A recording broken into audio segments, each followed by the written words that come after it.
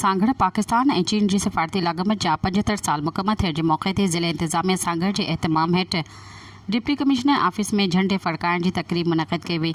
Additional deputy commissioner 1 Abdul Majeed Zahrani, additional deputy commissioner 2 Mauladad Durrani deputy commissioner office जे अहाते में क़ौमी झंडो फड़कायो। इन मौक़े ते ख़िताब कंदे additional deputy commissioner Abdul Majeed ज़हरानी चयो त पाकिस्तान ऐं चीन जी दोस्ती वक़्त सर गॾु वधीक मज़बूत थी आहे। ॿिन्ही मुल्कनि विच में लाॻापा बाहमी एतमाद, सहकार ऐं भाइपे जो बहितरीन मिसाल आहिनि। हुन चयो त चीन पाकिस्तान इक़्तिसादी राहदारी, सीपेक ऐं थरकोल समेत मुख़्तलिफ़ मनसूबा ॿिन्ही मुल्कनि जे ॿिनि तरफ़नि लाॻापनि खे नई रुख़ ॾेई रहिया आहिनि। क़ौमी झंडे फड़काइण वारी तक़रीब जे मौक़े ते शिरकत कंदड़नि पारां पाक चीन दोस्ती ज़िंदाबाद जा ज़ोरदार नारा हंया विया ऐं पाकिस्तान ऐं चीन जी ख़ुशहाली, तरक़ी, ॿिनि तरफ़नि लाॻापनि जी वधीक मज़बूती लाइ दुआऊं पिणु घुरी वयूं। हुन खां अलावा सभिनी तालका हेडक्वार्टरनि में असिस्टेंट कमिश्नरनि ऐं मुख़्तलिफ़ तंज़ीमुनि पारां पिणु तक़रीब जो अहतमाम कयो वियो।